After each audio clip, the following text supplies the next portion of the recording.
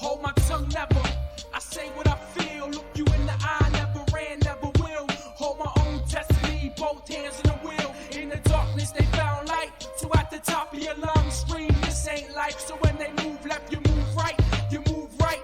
Hold my tongue never, I say what I feel, look you in the eye, never ran, never will. Hold my own destiny, both hands on the wheel. Welcome to another taping of LUDE Presents Rabbit Holes. Tonight I have Rick Fair.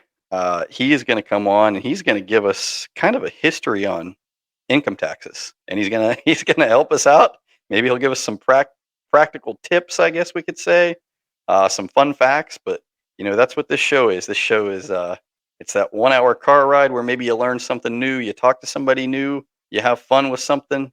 Maybe you find out about something you didn't even know, but now you love it. And with that being said, here on Rabbit Holes, welcome Rick Fair. How are you doing this evening? Doing well. How are you? I'm doing awesome. I'm having a good night thus far. We had a good first guest. We had fun. We had some laughs, and I look forward to carrying that over right here and learning a lot. And Rick's going to make it interesting and fun, is what he told me. That was the exact wording. Exact wording. Absolutely. Absolutely. That's what we're gonna do. So for our audience, you know, for those listening tonight, I'm not going to lie. I hope I get a lot of people that maybe know Rick and watch his episode.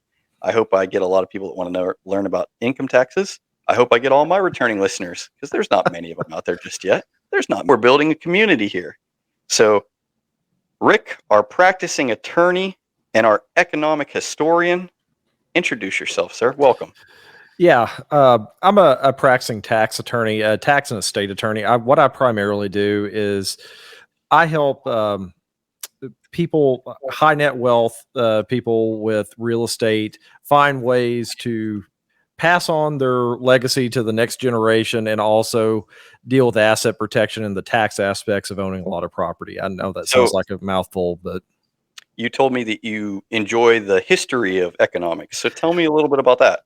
Yeah, I kind of run dual tracks in life. I guess you'd say professionally. I am a practicing historian, but I'm also a attorney too. So they kind of work hand in hand. Right. I have a master's degree from Baylor University in American history, and my emphasis in study was economic history of the late 19th century, early 20th century. So everything kind of leading up to the Great Depression. I looked at all the dysfunction that happened right before the Great Depression. Right.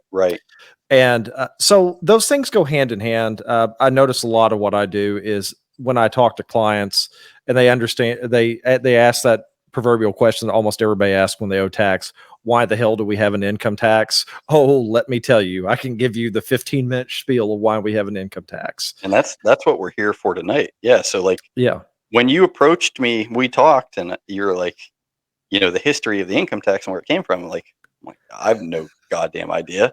So Rick, tell us, because right now income taxes are a real pain in the ass. Oh, absolutely. Everyone. But how did they start in our country? Yeah, it's real funny, but because you know, if we go all the way back to the founding of this country, we look to Adam Smith. And if anybody's ever been to business school, finance, economic school, you've heard the name Adam Smith, The Wealth of Nations, which is kind of one of the big treatises about how we understand what capitalism is in this country. And Adam Smith had a quote in Wealth of Nations where he talked about the difference between a direct tax and an indirect tax. And this is something America has utterly screwed up for about 200 years. I mean, so much has been in the Supreme Court 4 or 5 times, and we don't know what the hell it means. You understand it way more than we do. Even you don't fully get it, but like the rest of us, we have no idea what's going on. No, and I'll you know, I hate quoting Adam Smith because you know, that version of capitalism now is so utterly irrelevant to what we see today. But he said this: every tax ought to be levied at the time or in the manner in which it's most likely to be convenient to be paid. Basically, how do you tax people in a way that they'll actually pay it? And you put it on everything. Yeah. Well, we did excise tax. We did excise taxes for everything in this country. But when we had the Constitutional Convention, some of the more brilliant, economically minded people said, okay, maybe what we do is we do direct taxation by apportionment. And I know that sounds like a mouthful, and every time I teach this, I kind of have to unpackage that a little bit. Yeah. You know, direct tax. Okay, so let's say we want to tax people on their income. If you read the Constitution, it says that we should take the percentage of population and then distribute the income tax around. So chew on that one in your head a second. So is that saying evenly?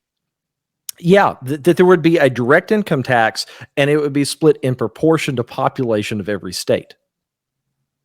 So you figure out how the hell that works. Yeah. Okay. Yeah. I get what you're saying. You can't. Yeah. There's no damn way to make it work. And so the problem with it is we went for so long in this country mainly making money for the federal government off of tariffs. We charged on imports. Anything we imported into this country, we made hand over fist over it. There's a chart I always show when I kind of teach this, that we made somewhere around like 40% of the country's wealth during the early 1800s off of tariffs. And then when it was extremely high, and the average tariff rate was somewhere north of 20%. So you think of everything that was imported, there was a 20% tax on that just to be imported to this country.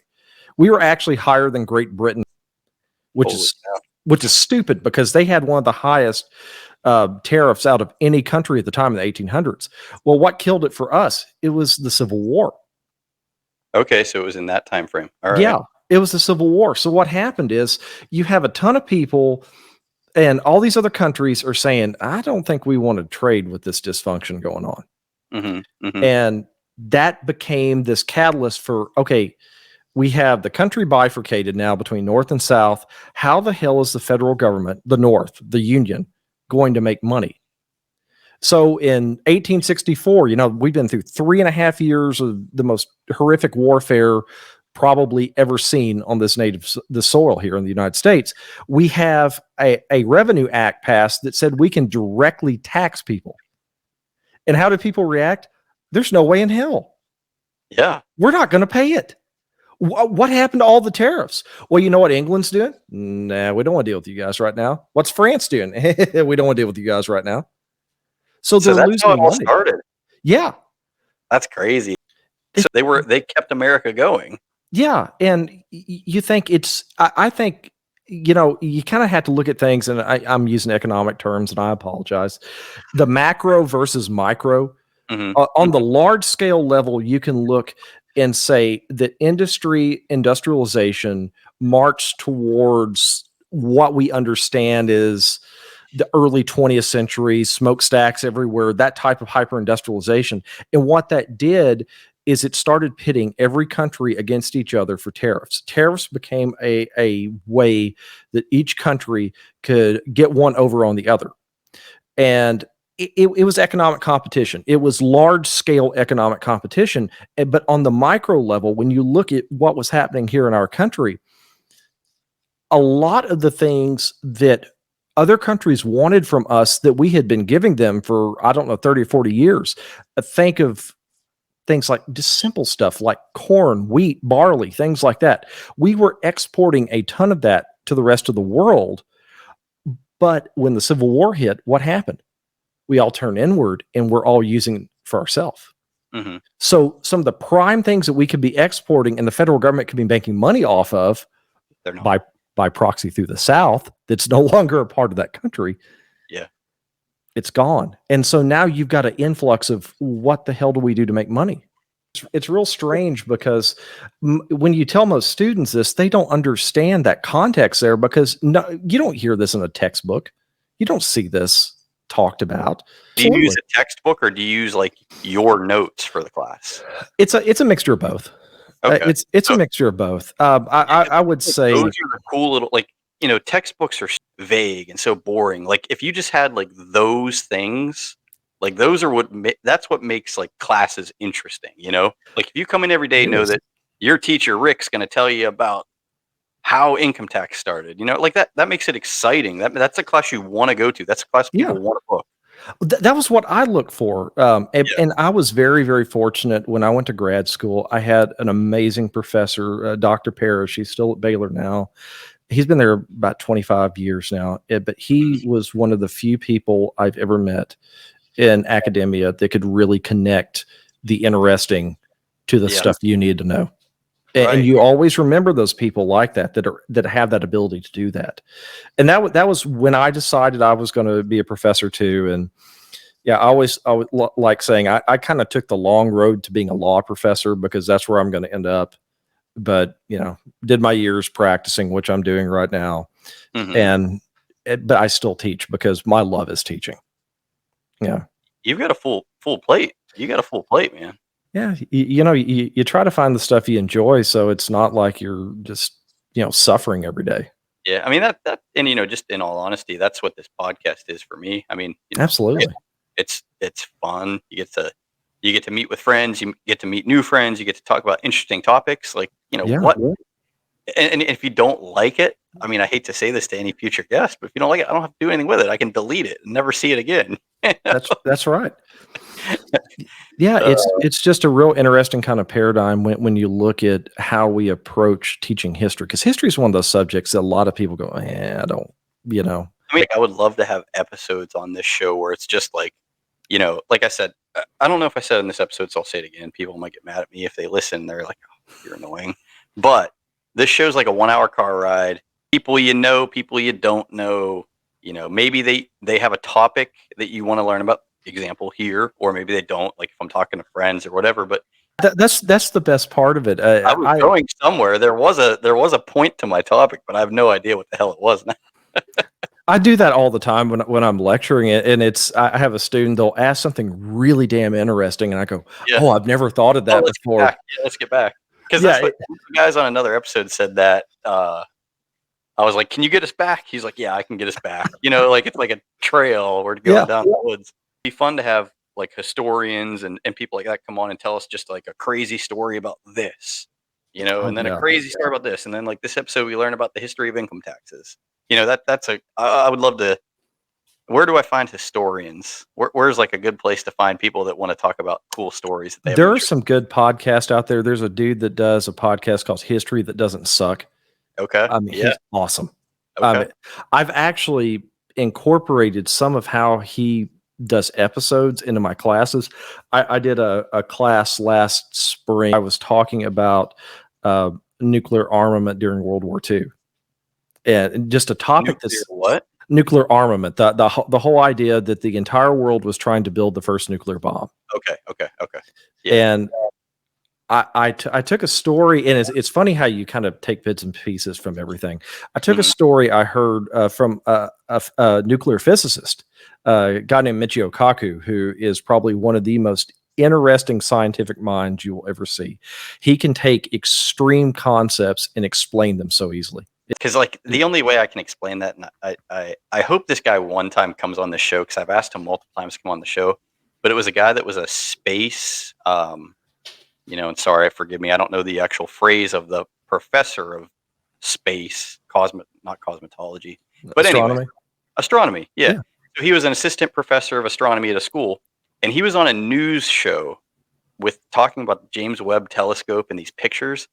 And exactly what you just said, like put it on a 5th grade level and made it so interesting that you finally understood what the hell they're talking about in these crazy photos, So like what you're saying right there, relating to them on the topic, but bringing it, even though the kids are in college, you don't want to tell it to them on a college level. You want to tell it to them on like an 8th grade level where they understand like what you're saying, and then it's interesting. That's how you get the kids to show up to your class and not skip it and just take the tests every Tuesday.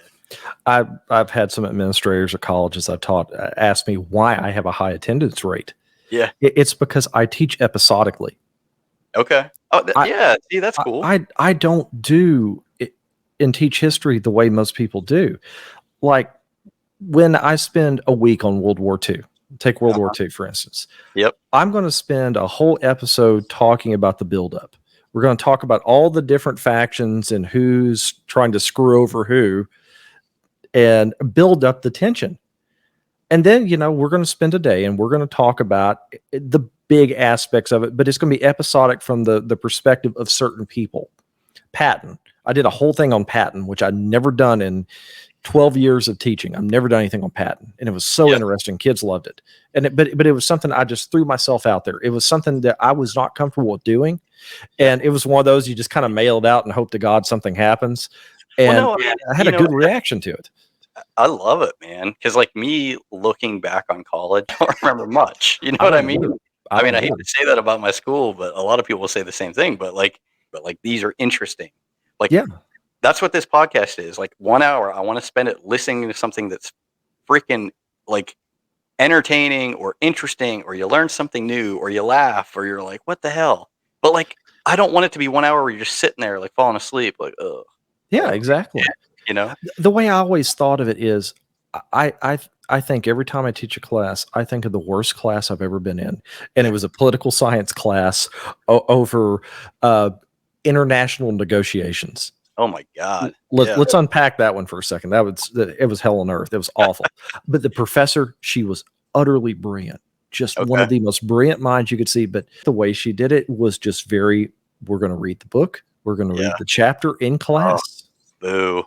And it just puts you to sleep. I had law professors that did that too when I went to law school. That's the classes I remember, like the high level classes in college were so bad, man. They were so bad. But you know what? Yeah.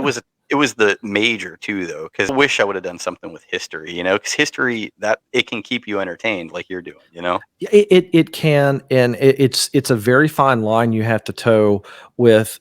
Are we staying true to the source material that we're using as primary source material? Because the historian's job is to do no harm to the things that we have documents of. Right. If we have true documentation that we can authenticate, we can do no harm there. Everything else, it's theater. Yeah. Yeah. And that's the way it should be. So you're just having a podcast in your classroom, man. It's great. I record all of them, and I have students that come back all the time and say, can I hear that one you did about, the Great Depression or whatever? I'm like, yeah. You know sure. what you need one day is somebody says, hey, let me get that speech you did on blah, blah, blah. Like, I want to give it to my friend, like that's when you know it's good. I had that happen to me around 2012. I did a thing at a college because I was a lawyer, and they said, well, you're a lawyer. You really know about this whole Texas secession argument that people were talking about at the time. I don't know about Texas secession. So give us a little snippet. Okay. So you go back about 10 years, the Tea Party movement in Congress is getting big, and conservatism is really starting to build up again. And, we're into the second term of Obama, and you had a contingent in Texas that said, if Obama gets reelected, we are going to secede from the state, the union again. Texas will secede again. Is this in major news? This is major news. What was it though? Like, did they talk about this? Yes. If you were teaching in a college at that time, you were going to be asked about that. Mm-hmm. And I kind of hedged it off, and I said, okay, here's what we're going to do. 3:30 at one of our auditoriums, I set it up. I'm going to give a 1.5 hour speech about why Texas secession will not work. Yeah. And I'm a Texan. I'm through and through, born here in this state from the DFW area, been here my whole life. And, some people said, you're a traitor. Why would you say that? And it's like, or they typecast you. Oh, you're just a bleeding heart liberal. I said, no, I'm just going to explain in common sense terms why what you're saying does not compute. So did you use history to make your point? Absolutely. Yeah. Absolutely. I love it. And the biggest thing I talked about is there is this myth, and it's truly this, it's a myth, that Texas can still secede from the Union today because of we didn't actually come back into the Union after the Civil War. So it's like one of those loopholes that they're trying to expose. Oh, we came back into the Union in 1866. And you know what? We had federal troops marching throughout our whole state for 4.5 years. They forced our state at gunpoint to sign a new constitution that we then overruled in 1875. So you're really not a part of the United States of America. Saying. We technically are, but because we came back in, but see, every southern state did this. So the proxy argument is kind of the straw man argument is, okay, why is Texas so individualized that it can do this, but no other state can? Right. But every other state did the same thing in the South. So what you've got is an argument of, and I hate using this term, it's Texas exceptionalism. Okay. It's a term that exists, and it's something that I teach Texas history too, and we actually require that for some majors here in the state of Texas, that you have to take a class in our history.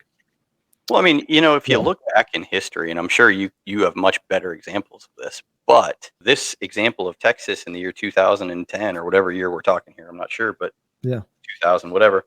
If you look back in time in 19 blah blah blah and in 18 blah blah blah, and like states try to do this, and like down the road that'll just be another line in a history book. But Yeah. like right now, it doesn't seem like anything, but it will be in the books, just like all the other ones were in the times past. Yeah, and you bring up a good point, and it's something I struggle with when I teach students about the remote past, what I call the immediate past and the remote past. I Okay. always say the immediate past is what we think of in our own lifetime. Right. Yeah. So, Like this. I'm 37 years old, so I think the immediate past goes back to the 80s for me. Yeah. So these things are immediate past. Yeah. So, and I think it's just a way our brain kind of structures that. I actually look into a lot of psychology too about how to teach difficult subjects like this and how we reference information. Okay. Yeah, but because I think in a lot of ways that I had a professor say it really well in law school, that our brains are just wired to typecast things and put things in little boxes. Yeah. Yeah. And so when you're trying to teach something about the immediate past and the remote past, you have to be careful about how you reference it, because sometimes people have these knee-jerk reactions to things in the immediate past because they have some sort of contemporary awareness of it, and they take it too personal. And so is that why? I mean, I'm speaking like out of turn here. I'm sorry, but now that I go look ahead. back on history class all through school was remote history. That's right. Most of the professors I had at Baylor, they cut off at 1990. Wow. I didn't even think about that, but that's true. I mean, yeah. They cut off at 1990, and we would talk nothing about it. And there was one professor I had for multiple classes, and he always said, anything that happened after 1990 is still developing. and I had to chew on that one for a while. Like, still developing? What the hell? I mean, my God, it's like, I'm going through Baylor in the the knots, like 06, 07, something like that. And I'm thinking, that's not really, but the more I thought about it, I can see the causality point, because you have a lot of historians that kind of fall into one or two camps. One of them say history is a big progression of linear ups and downs, and these are phases that happen in 50-year to 60, 70-year periods. Okay. And then you have some historians that I kind of fall in this camp, where I look at things almost in a decade basis. It gives you so much more material, though. It does. I mean, That's why I do it. That's why I do it, because I have more material to teach with. Yeah. I mean, like, I guess this isn't really why I brought you on, but I'm curious about, like, you're a professor, and since we're talking about this, like, it gives you more to teach, but like, when you're the professor of class A, like, what is your role as class A? They have to learn A, B, C, and D, and however you teach them, that's what you have to do? We have, here in the state of Texas, we have guidelines that are promulgated by the state of Texas for college classes that we have to meet certain criteria. Okay. And they're very loosely based criteria. Say we're going to teach U.S. history up to 1865, basically up to the Civil War. So we've got to talk about prehistory. We have to talk about the settlement of Spanish and Mexican portions of the United States in Texas, because it's relevant here in Texas. Yeah. We have to talk about independence. We have to talk about the 1800s, the building of an industrial nation, as they call it. Then we have to talk about the build up to the Civil War. So we have about 5 or 6 metrics we look at. So as long as you get those points, however you get there, and whatever else you talk about, that's the professor. Yeah.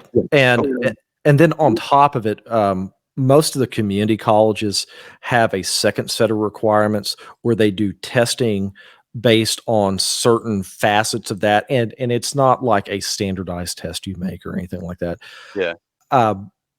I do things very different than most. A lot of professors, what they do at the end of a semester is they'll just give a quiz right before the final exam and say, oh, here you go.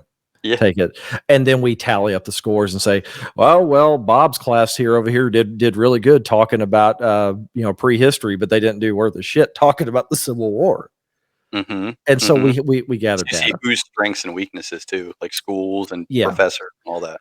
I look at it as more of a reflection of two things. One, it's how well we as the professors are conveying the information, and two, how well the high schools are doing with them coming into being freshmen and sophomores. Okay. So there's a balancing act there. See, just for you, Rick, thank you for coming on. We're still going, but this is interesting as all hell. And for all of our audience members listening, I know you are loving this as much as I am. Oh, this is gold material here. This is going to be like episode number 15 or 16, but it's a good one. It's a good one, Rick. yeah. All right. I love talking about it, but because I think it's necessary. I think it's important that we dispel some of these ideas of what university and college is like, and really understand the brass tacks of what it's like to be on the other side, to be a professor, and what we're looking for. Because we're not looking for the grand esoteric for you to come out and give us some grand speech or some bullshit like that. All we're looking is that if we ask you to write something, do a little bit of work on there and give us something to work with. I wish more people did it that way. Maybe they do now, but I'll tell you what, in the past they didn't. But it's any generational. Any prospective students looking at classes, and Rick Fair's the professor, get in that class. Get in that class. All right, so here's where I'm going to break you down. You ready? Yeah. So you're an economic historian, right? If you're not comfortable answering this question, do not.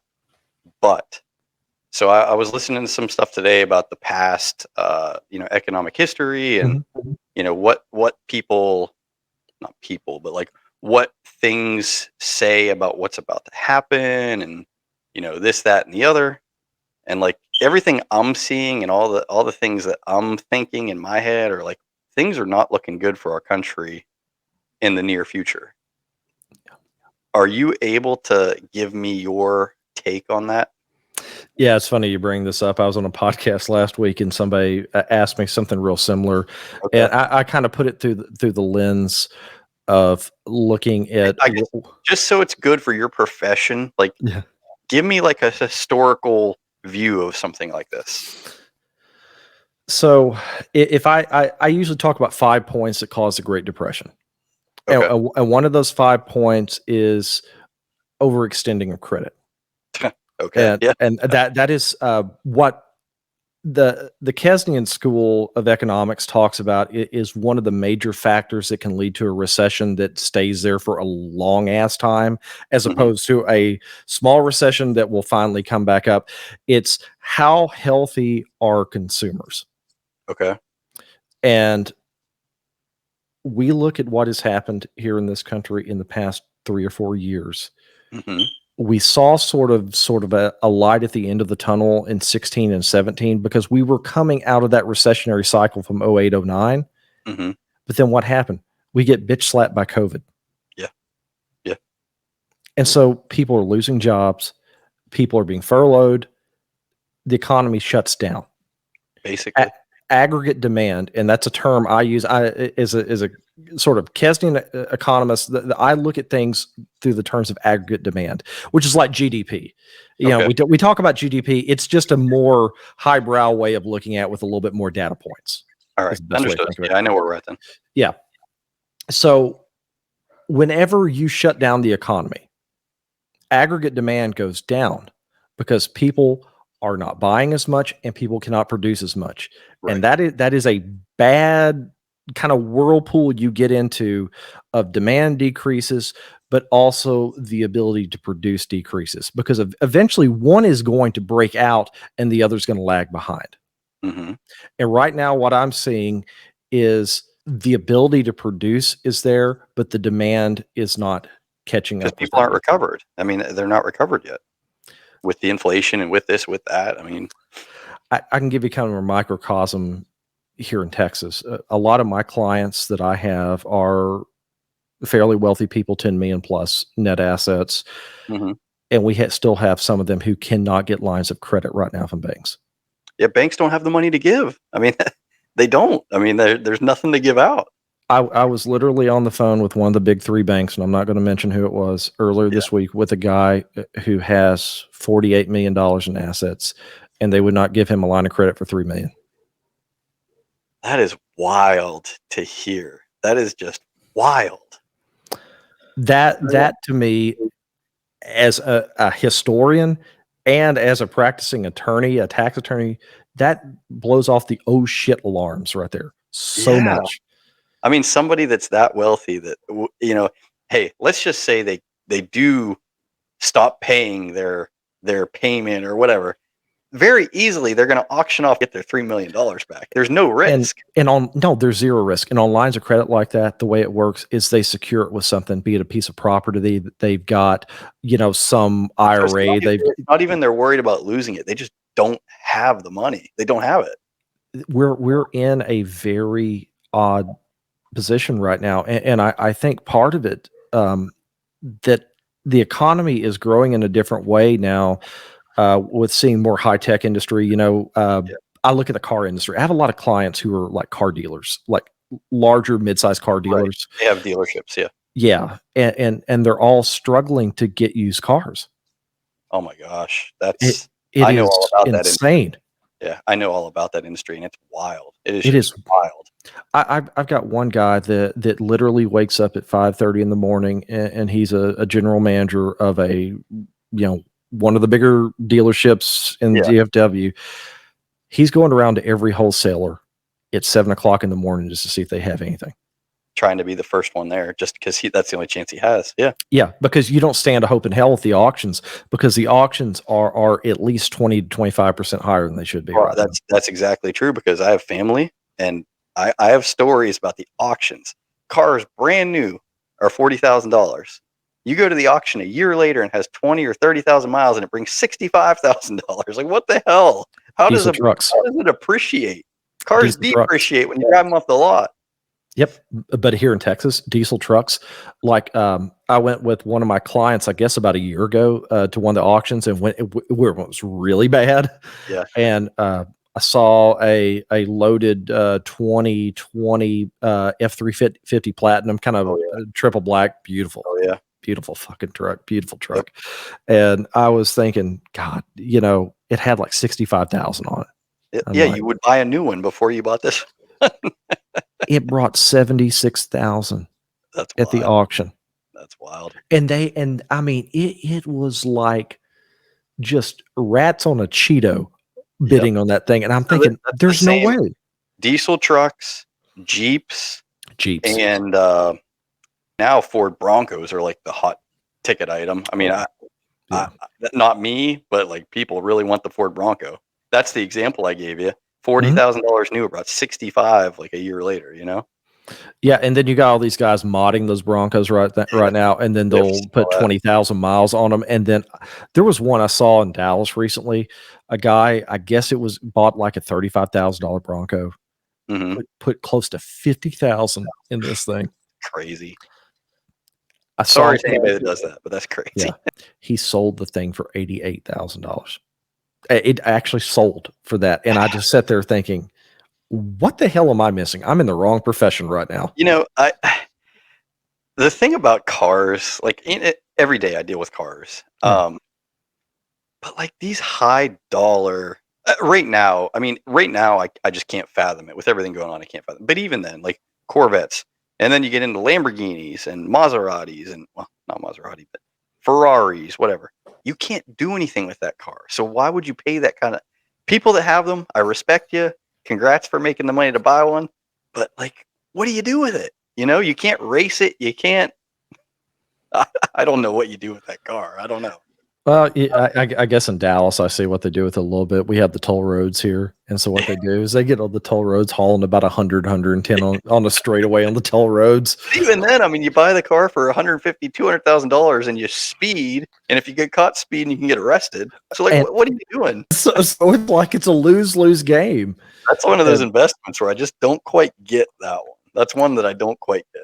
Yeah, it's funny when you talk to a lot of estate planning attorneys like I am, and we get this inevitable question all the time that we sometimes have people who are cash rich Yeah. And I always call them cash rich, but brain poor. And they will literally ask you, I have Where's like that money? $500,000. What do I do with it? I had that a Not couple a weeks ago. Ferrari. And my joke I always say is, you know what? You go out, you buy the Ferrari Enzo, and then you watch it depreciate all to hell in about a year, and you come back and say, that was the worst damn advice you could ever gave me. That's what I'm going to tell you. Yeah. There you go. There you go. Yeah. Well, That's you know, that's something I would want out of a lawyer. I want good advice like that. you ask a smart ass question, I'm going to give you a smart ass remark. Yeah. That's what I'm Exactly. going to do. 'Cause that's But the truth. But some people just need honesty, or they will go to a tax advisor, or they'll go to this, that, and they take everything they say for, yep, let's do it. Yep, let's but that's like, give me some reasoning or some options, tell me what would happen if I did that. yeah. That's what you want in somebody, like a professional like that. Yeah, and I get that from a lot of, and I hate using this term. I almost consider it pejorative, but trust fund kids. Yeah. Yeah. These people, the parents die and they're in their early 30s, and they're like, "Well, I got a hell of a lot of money now. What do I do with it?" Right. And sometimes we have to counsel these people. And one of the things I always tell them is, "Do not go buy an expensive car. Please don't do it." And then they'll always ask the question of why. Yeah. And then I give them the example of the past recession we had in 08, 09. Mm-hmm. Go look at the used prices and how much depreciation happened over a 2 to 3 year period on BMWs, Mercedes, and Audis. We're talking high ends, like a S-Class Mercedes, 7 Series, 6 Series BMW, and the Audi and the S lines. Mm-hmm. Look at how much depreciation happened over a 2 to 3 year period when that recession occurred versus 15 or 16. And those numbers are staggering. It's staggering. I watch Top Gear a lot. I'm a big fan of Jeremy Clarkson. He's a smart ass. Cool. He's a patron saint of smart asses. And I kind of think in my profession, I kind of have to pull some of that too. So if you like being a smart ass, I like you, because I love being a smart ass. There's a lot of people that don't like it, like my wife, one of them, but I still love being a smart ass. And I always look at it with cars and I say, there is nothing I can think of that is a worse investment than that, except a boat. Oh my God. We speak the same language. I have friends and coworkers that have boats and they love them and they're out on them all the time. And I say to them, you're crazy. Like, you couldn't pay me to have a boat. Like, I don't want the headache of towing it, putting it in the water, bringing it out of the water, driving it home, cleaning it, loading it. Like, there's so many things that could go wrong in that scenario, let alone the money you're losing, let alone all the things that could go wrong. And then here in Texas, you can get fined by the Parks and Wildlife Commission if you have this certain sort of thing that attaches itself to the bottom of the boats. So you literally have to go steam clean these boats sometimes out of some lakes. And it's like, I don't have the time for that shit. How's it fun? It's so much work. How's it fun? Yeah, all that work for what, 2 hours or 3 hours out on the lake? I mean, no, thank you. And then the other one I think of, they don't depreciate as bad, but they're real close. RVs.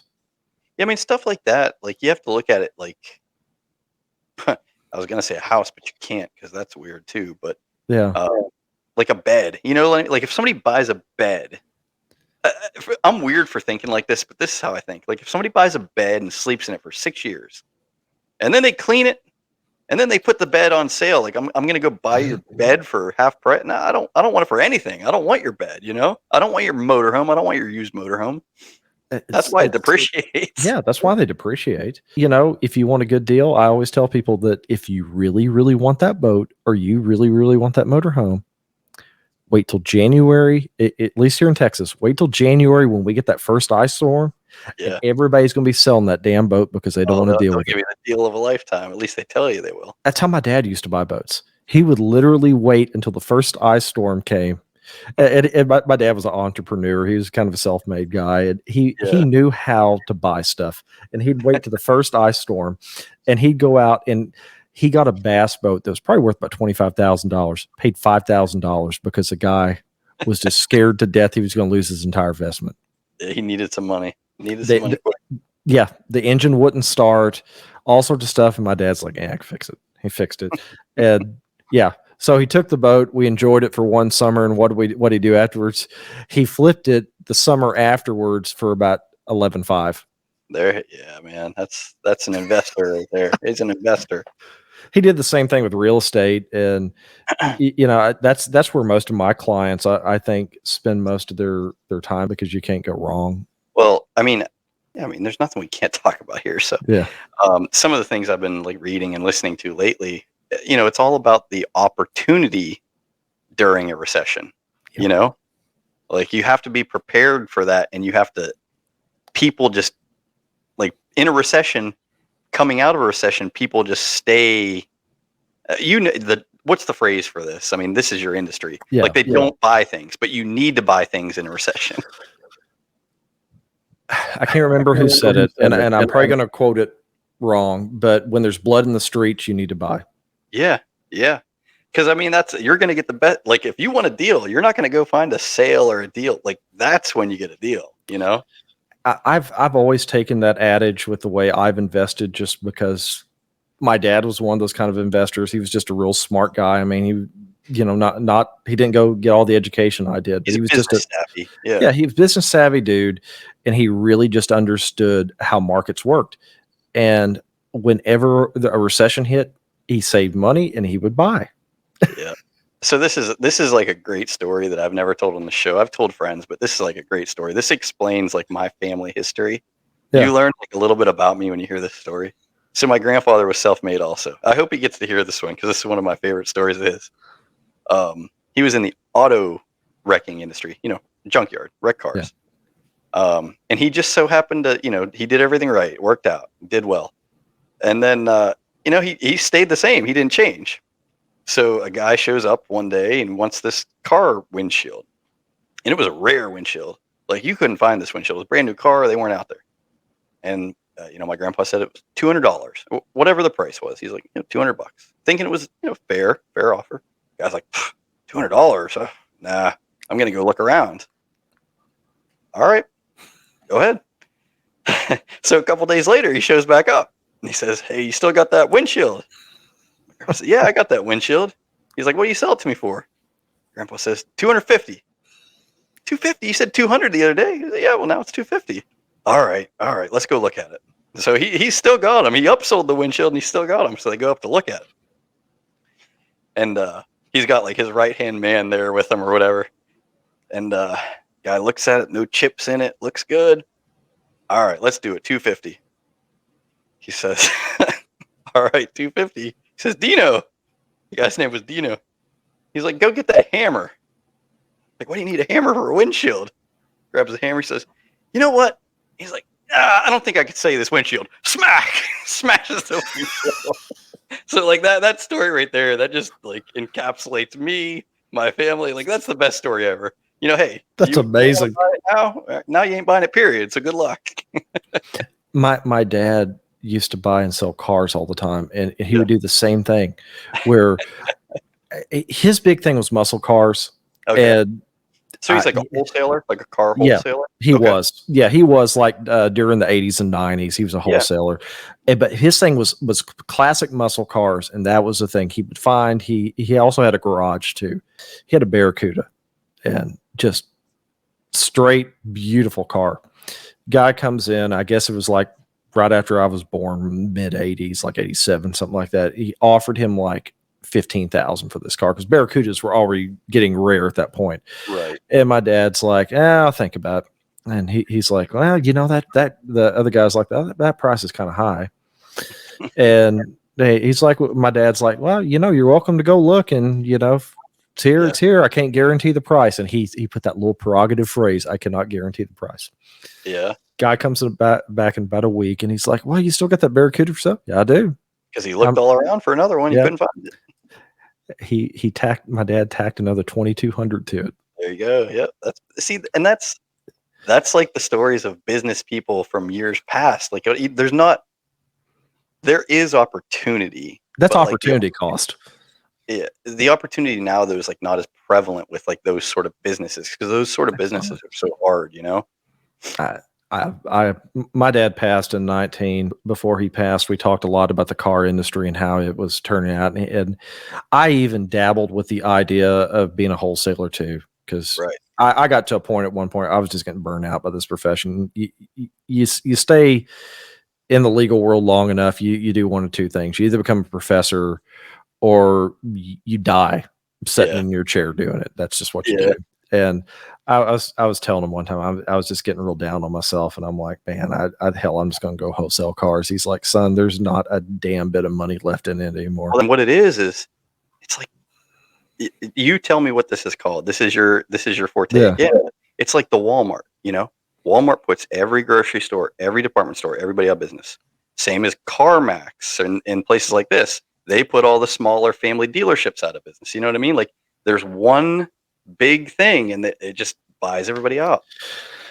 Or And puts then- everybody out. yeah, you start seeing these type of monopolies or oligopolies where you see one or two companies that just fight amongst themselves because they have so much money and it's a race to the bottom. And then everybody else is collateral damage. Yep. That's what it is. Collateral damage. Yep. And yeah, you're exactly right. And the way I've seen wholesalers, at least here in Texas, the guys that are still kind of doing it by themselves, the numbers that they're having to carry to make a profit are just, I can't fathom. There's one client of mine. There's car dealerships that make like $500 a car. Like how can anybody else compete with that? You know? There's one of my clients that is probably one of the bigger wholesalers in DFW. And I know he is barely off of any wholesale, gets the car in from another dealer and then wholesales it to another dealer. He is probably making $250 a car. Yeah. It's volume. It's just volume. It's so damn thin. And the people that can do that are the people that have that capital that allows them to tie up all that inventory for just brief periods. And that's how they can sell it for $500 over pay price or whatever they call it, auction price. But you know, you talk to a kid in maybe an entrepreneurship class in like an MBA program. I've done some of those too, talking to him, and I tell stories just like I'm telling right now, and then I'll always have a kid ask, "Well, can I get into wholesale?" And I'm like, "Are you independently wealthy?"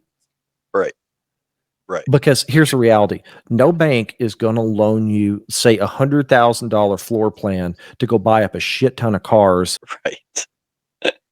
Some kid with an MBA, the bank doesn't give a damn that you have an MBA. They don't care. The bank won't give the multi-millionaire a line of credit. They aren't going to give you nothing, dude. Yeah, I was telling. I teach a business law class too, and I was telling my business law class last week. We have online Zoom classes. I said, "Here's the reality: if they won't loan this guy money, they're not going to loan you money for your Etsy store or whatever the hell you're coming up with." I'm sorry. Yeah, exactly. They're not going to. No chance. So what do you have to do? You have to do things in a lot of ways as the Depression era people did. They didn't spend. They saved their damn money, and if it's something they cared about, they saved the money and then they put it to use. Yep. Yeah. And I mean that's just going to be the mindset and the headspace people are going to have to be in if what looks like it's coming comes. You know what I mean? Like there's not going to be any second chances. Like it's here. Yeah, it's here. Do not get me wrong. I firmly believe, as an economic historian, it's here. And I don't think I heard one. I think I was listening to Reuters last week, and they had this guy who's I always say he's kind of got the rose-colored glasses on a little bit too much, and he said we're probably going to be out of this by Q2 2023. I felt like saying, "What are you smoking?" So I guess based on historical events, in a serious event like this, what is and again, I'm not holding you to anything here for the audience or anybody listening. Yeah. But like based on historical events, what's the time period on recovery for an event like this? Look at let's go back to the Great Depression. We got 29, and we really started coming out. Okay, we kind of had to look at the Great Depression in two phases. The phase one of the immediate recovery, and then phase two, which is longer term recovery. We bottomed out and started the long road to recovery in 1933. When did the Great Depression start? Technically 29. Okay, so 4 years. Okay. 4 years. So we had 4 years until it literally bottomed out, and it had nowhere to go but back up. Okay. At that point, it was that dire on a aggregate demand scale. And then But what kind of time frame was the recovery period from 1933 on? you ask a lot of different historians are going to give you different answers there, but I feel like the average number you hear is 39 to 40, 1939 to 40. So you're looking at about 6 to 7 years on average. That's like almost like a generation, right? That's like a generation gap. Okay, let's go back more immediate history, and let's look at the recession in 08-09. I was graduating with my master's degree, and I remember being so damn thankful I actually had a job lined up to teach, because it's like it's impossible for people to get jobs. But I tracked a lot of my colleagues that I went to graduate school with. Some of them were 2 to 3 years out of jobs. Wow. Literally working at Starbucks. Yeah, that's crazy. All that. And I see, I was so damn fortunate that my grad degree was paid for, and I worked my ass off. I really did. Are you getting any student loan forgiveness? I didn't really have any. Yeah, we don't have to talk about it, but I have questions on. Yeah, I do too. And like I went on a music scholarship. Okay. And so that paid for my undergrad, and I was a teacher's assistant in grad school, so they paid for my grad school there. Okay, cool. Yeah, in law school, what happened? I went in on a 70-30. You are an intelligent gentleman, so good job though. Congratulations for getting it. I guess I don't know. Yeah, I mean, it takes work to get that stuff. Hey, ask my wife. She'll say I'm a moron, but that's okay. but the thing is, I went on 70-30, and I made sure the first couple of years I was out that I covered all that and took care of it real quick. Yeah, but I mean, like that brings me to my question with it. So like, you paid your loans, I paid my loans. So like, why does somebody that didn't pay off their loan yet get forgiveness when I don't get forgiveness? That's right. Yeah. Are they going to magically give us a $10,000 in our pocket for saying, "Hey, good job"? How could they approve that? I mean, that's so wrong on so many different levels, in my opinion.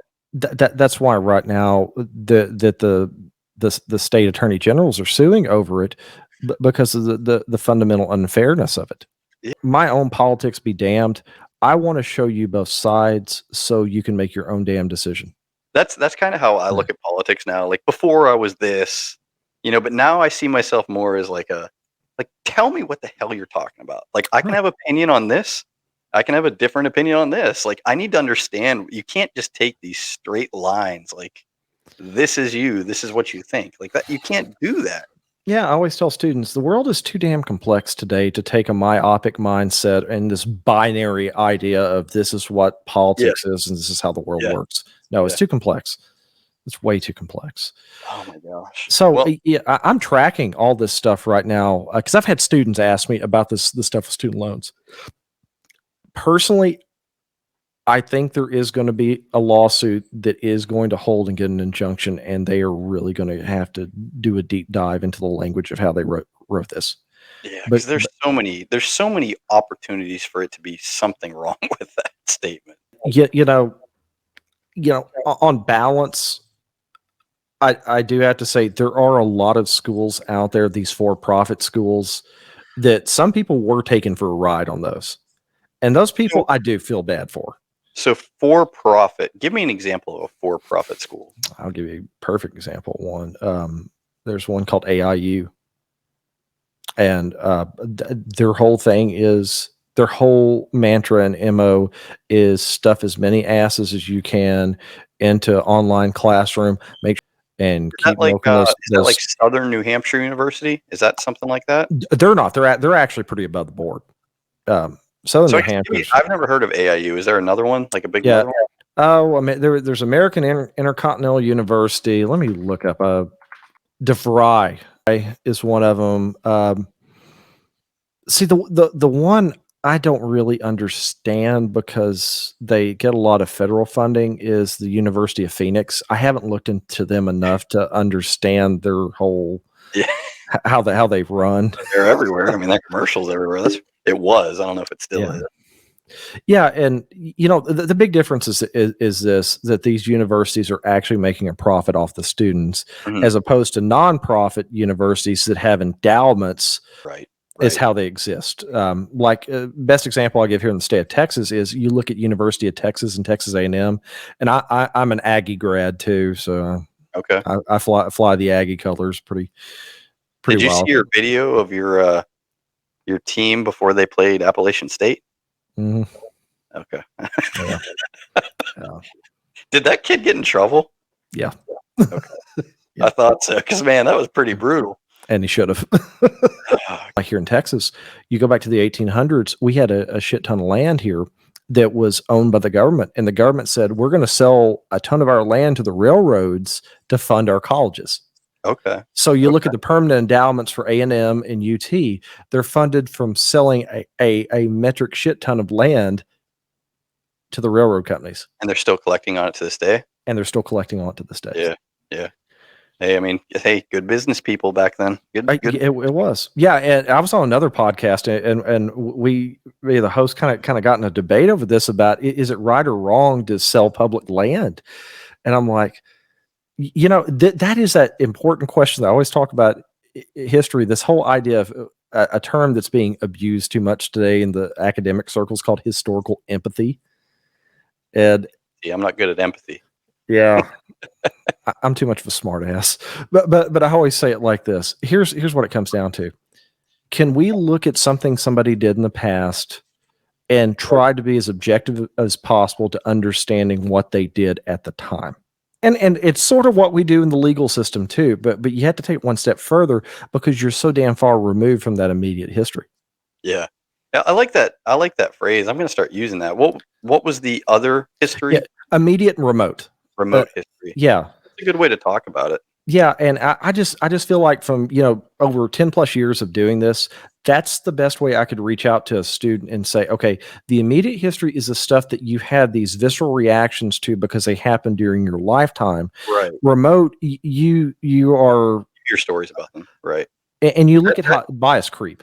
Yeah, you have no bias, so you don't know. If let's just say you're a Democrat or you're a Republican, in 1865 this happened. You truly don't know what you would have thought at that time. Now it's just history. But like something in the immediate, like you were on this side of things and it was wrong. Yeah. And that's what I think is so important, that when we're teaching this now, we have to look at that lens, because unfortunately the world in the past 15 years has become hyper politicized. Yeah. And it's having an effect on how we're having to teach history, and we have to reach out however we can reach out to people and try to find some commonality. I feel like there's so much red tape for you to do things. I don't know if there is, and you don't have to say if there is, but I feel like there's got to be so much red tape. There is. Like to talk about subjects and. But I'm not like most average professors, because a lot of professors, and they have the academic prerogative to do this, can wear their politics on their sleeve all they want. Mm-hmm. I've just always kind of taken the approach of trying to be a true academic, to where I present all the options as unbiased as I can, making me just the vessel for giving you the options to choose how you believe, which is a very different way of doing things. No, man, I'll tell you what, I had a great time tonight with you. I would say, like I said, to any potential student or any potential client, I mean, God, you got a lot of knowledge in that head, Rick. I'll tell you what, man. No, it was fun talking to you. So before, I do want to cut our episode just so it's not too long. But before we leave, I did want to talk to you about your podcast you're doing. Yeah. My wife and I are doing a podcast because, here I've been talking for an hour about economic history and all this crap like that. Right. But I'm a huge fan of ghost lore and folklore. That is like my subspecialty, is I study tales that you've heard all around the country, like the Resurrection Mary folk tale, things like that, Phantom Hitchhikers. And so my wife is also a historian. Okay. She's going to medical school right now, but she's also a historian. She's got a master's degree in history too. And so Smart couple, man. Smart couple. we just decided that we were going to do a podcast where we were going to take common folklore like this and put it under sort of an academic umbrella. Yeah. And that's what we're doing. Your first episode. I mean, I found it like, where do you get those stories from? That was the thing I wondered when I listened to it. So a lot of this are in folktale volumes, and most of that came from research I did at the Texas Collection at Baylor University about 15 years ago. Okay. And there's lots of different kind of books with folklore that go back and collections that go back. And so what I tried to do, and every Halloween I do this because my students love it. I do a different folk tale, and we spend the whole class talking about what are the ramifications, what does it mean socially, politically, economically. Yeah. And so we can take a story of like a phantom hitchhiker and say, okay, why did they describe it a certain way in Chicago, and why is it described different? And now we really have to dig into the social elements to understand storytelling, how we talk. Sir, you just cracked my question I asked my guy about Bigfoot. Like, I asked him, I'm like, so Bigfoot in the north looks like this, in the south looks like this. Like, that's a, what do you call that? A stereotype based on the region? Yeah, it's a demographics study. Okay. I call it a demographics study, but because the most common story you hear out of Chicago on the Phantom Hitchhiker is something called Resurrection Mary. Story of a girl who went to a party one night, ended up getting in a car wreck. She died. They buried her in this Jewish cemetery, and now she's haunting the outside of the cemetery, being picked up, and people bring her back to the cemetery where she then disappears. Yeah, yeah. And we have a similar tale here in Texas. But it's different. Similar, but different. Yeah, in Dallas for White Rock Lake, which is literally. Yeah, I heard you telling that one. Yeah, it's literally like 2 miles away from my office. My wife and I talk about this all the time, and we finally said, yeah, we're going to do a podcast on it because, one, I want to look at this from an academic standpoint, because every time I teach this, I have students that want that recording because they find it interesting to see it from those different perspectives. Yeah, I'll let them. I've got nothing. I being able to. I don't think I had recording. Most don't. Most don't. I have nothing to hide. The way I see it is, I'm the same way I'm talking right now as I am when you catch me out of class and talking. So I got nothing to hide.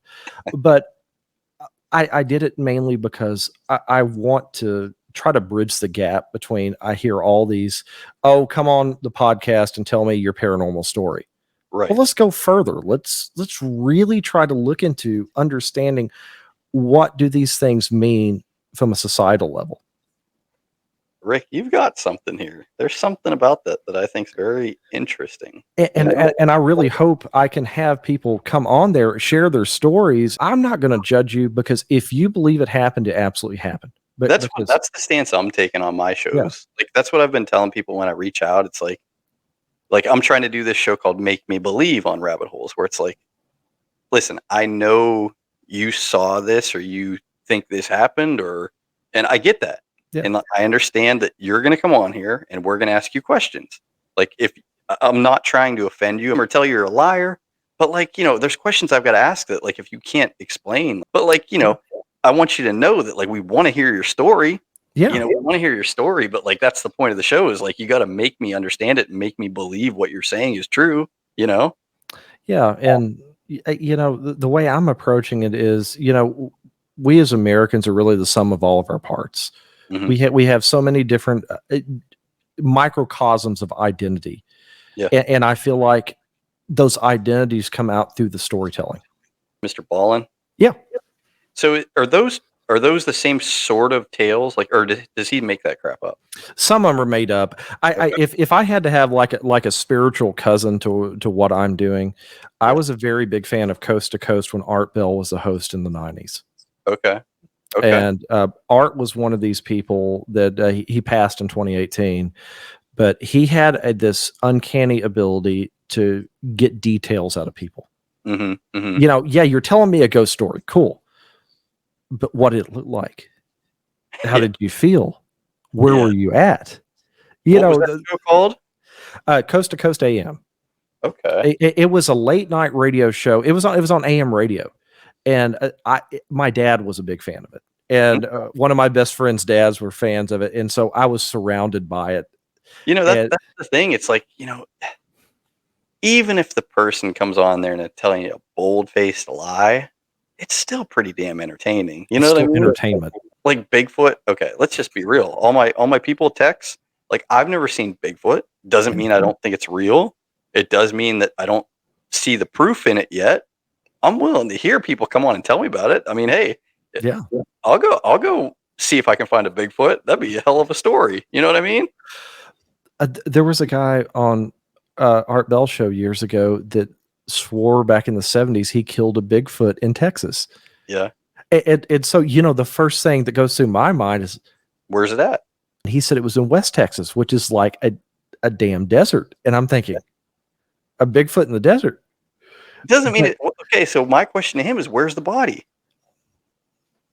Like, those are the, like, it's not a hard question. It's not something you didn't expect. If you're going to come on here and tell me you killed a Bigfoot, where's the body? That's right. This phone is better than any camera you could buy for the past 20 years, for the most part. The megapixels are higher than I tell me this is not going to capture Bigfoot when you're walking around out in Oregon or Washington. Yeah, okay. It's going to There's capture Bigfoot over there. Okay, got a picture of Bigfoot. Yeah, I mean that's it. Yeah, and the joke I always tell my classes when I teach these, and why can everybody take a picture of every license plate they find funny and put it on Instagram, yet there's all these Bigfoot sightings and no one can give me a damn picture? Well, that's on one of our episodes we did with we were joined by Tex. He has a show called Tex's Front Porch. Yeah, entertaining. And then we had one of my friends, and he came on the show as the notorious nerd. But we started talking about mermaids, and they called them like merps. So I started calling him the merp nerd. And they're like, mermaids, blah, blah, blah. Why do we not have any pictures of mermaids? You know what their reply? Because the mermaids are smart enough, they get behind the camera when the camera's down the ocean. Oh, okay. All right, you got me there. All right. So now I asked, why isn't a mermaid washed up on shore? Oh, mermaids are just like humans. You know, they take care of their, you know, families and their siblings and their loved ones that passed away. They bury them. So they bury their dead at sea. Right. Okay. But, you know, there's humans that go missing. Like, there's humans that they find in the woods, and they find, like, there's got to be a mermaid that washes up somewhere at some point. There's questions that have to be asked, and I'm going to ask them here on this show. You know what I mean? Like, you come on the show, I'm going to have a great time with you. We're going to have fun, but you're taking the risk that I'm going to ask you a question you don't want to answer. And that's right. Please don't come on the show then, but I want to ask you these questions. You got to make me believe. Yeah. And I that's partially what I'm doing. And I think even if there is just a line of falsity to it or whatever you want to call it.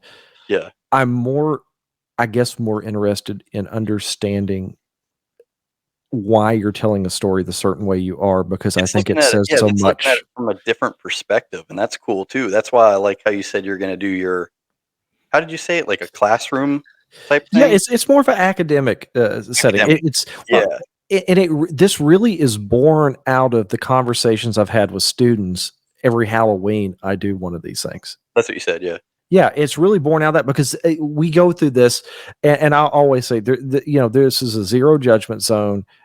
If you have something you want to talk about, let's talk about it, and let's just analyze it. We're going to analyze it, and we're not going to get to the truth or the falsity of your story. We're going to analyze your story and look at it in the grander context of folklore, ghost lore, and try to understand, where does it fit in, and what does it tell us about you, your past, and where you're from. I love it, man. How many episodes do you have out so far? We have 2 right now. We're doing this week. We're doing a continuation. I'm actually telling a story about something that happened to a number of friends of mine in this town that literally got decimated by a tornado in the 1870s, and all that was left was the cemetery. And you have a story from personal acquaintances? Personal. Cool. Okay. Yeah, it's personal. Yeah, it's pretty wild. I'm looking forward to it. Yeah, that'll be up this week, and we're trying to do one a week. And my wife and I are going to keep doing the format we're doing until we can get some people on. Yeah, and it's just going to be one of these things that it'll be 30 minutes to an hour, depending on if we do one or two guests. The way we look at it now, the way we work and her, starting medical school and everything, it's like we don't see each other enough. And this is another nice thing to be able to do together. Yeah. It's like a date night. Yeah. And we enjoy it. Because hell, this is the stuff we talk about anyway. I'm trying to get my wife to come on the show. I've got her, I've got her to almost agree to like a game show type show that we're going to do, That'd be cool. Like we're going to have like a date night type thing. Let me know when you do it. That'd be great. Yeah. Maybe I'll bring you guys would be this, but I'll invite you if you want to come. Yeah, absolutely. It'd be fun. I'd love to do it. You would do a couple's date night game show on LUDE Presents Rabbit Holes? Hell yeah. Let's do it. All right. Hey, look at that. All right, cool. Well, we're time to wrap it up here. So for those of you who were lucky enough to listen to this episode, this episode right here, and I had an episode with Leon that was good. We're starting to find our groove here. This was a really cool episode, and I think I'm going to listen back to this one. Like, we learned a lot. We put a lot of things in perspective. We didn't tell people what to believe or what to think, but like we put what's currently going on in perspective, which was cool. Had a lot of fun with you tonight, Rick. Thank you. I had a lot of fun. I really enjoyed this, and I'd love to be back anytime you want me. Yeah. All right. So, hey, tell our audience one more time, where they can find. Well, tell us about your podcast, because that's if you want to mention your practice, whatever, that's cool too. But go ahead and take a few minutes here and tell us one more time about you. Yeah, I'm a practicing tax and estate planning attorney here in Texas, and that's my day job. I absolutely love what I do. I love helping my clients, but my passion is history. And I'm a history professor. I teach economic history. I also teach kind of folklore history too. Yeah. But my podcast that I'm running right now, just starting with my wife, is called Spooky Context. It's about the idea of taking the spooky and unexplained and putting it into context of an academic setting. It's on Apple, Google, Spotify. We also have a YouTube channel. You just look up Spooky Context. And it's really looking at folk tales, looking at ghost stories, paranormal, anything of the paranormal, and trying to take the story, being utterly non-judgmental about it, and put it into context with what it means from a social, historical, economic, and even demographic perspective. So it's trying to add context to the stories that we've heard over and over from people reciting very similar things over the years, and let's put it in context. We'd love to have some guests on there. You go to our YouTube channel or any of our other podcasts. Our email address is spookycontext@gmail.com. If you'd love to talk to us, we'd love to talk to you. Have a good time like we did tonight here. And yeah, that's what I got. I love it. If I get any real good ones, I'll send them your way. Please send them my way. I would absolutely love it. Yeah. I want to talk to you after the show ends, so I'm gonna do my closing here, and then I'll hit end, and then I'll ask a few things. But appreciate you joining me here this evening. I think people that listen are gonna have a lot of fun, learn a lot, all that stuff. In closing, thank you for anyone that was watching or listening here this evening. This is LUDE Presents Rabbit Holes. This is that 1 hour car ride with somebody we didn't know tonight. We knew they knew something about economic history, and we learned something. This was graduate school today. This is stuff that you need to know here to survive in the world, okay? This is where you listen to it. All right, Rick, we had fun. Appreciate it. Audience, awesome. appreciate it. Hold my tongue never. I say what I feel. Look you in the eye. Never ran, never will. Hold my own destiny. Both hands in the wheel. In the darkness, they found light. So at the top of your lungs, scream, this ain't life. So when they move left, you move right. You move right. Hold my tongue never. I say what I feel. Look